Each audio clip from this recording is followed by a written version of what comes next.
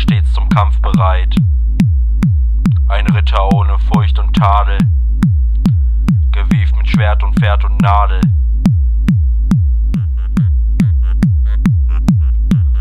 Eines Tages erhielt er Kunde, ein Gerücht machte die Runde. Im Dorf und auch im ganzen Land bekam jemand die Überhand.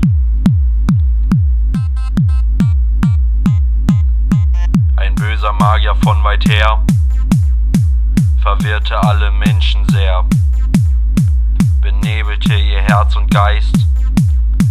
Ein jeder weiß auch, wie er heißt.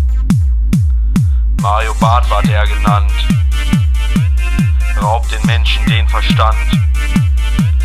Dan zieht los mit Schild und Schwert und sattelte auch sogleich sein Pferd.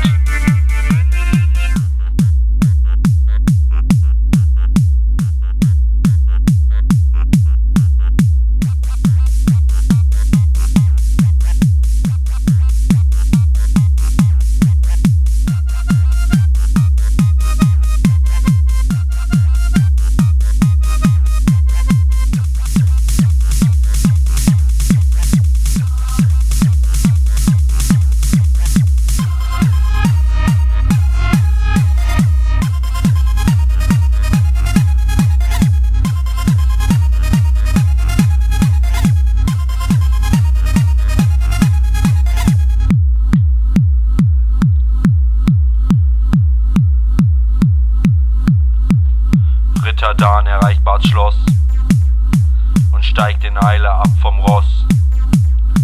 Die Wachen sind schnell überlistet, Barths Leben ist jetzt arg befristet.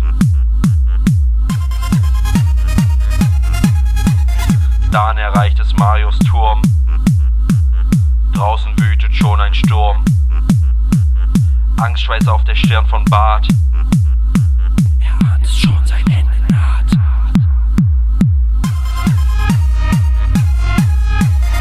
Nun steht Dan ihm gegenüber, kein Anblick wäre ihm nun lieber. Barth erblickt des Ritters Schwert, sein Leben wird ihm nicht gewährt.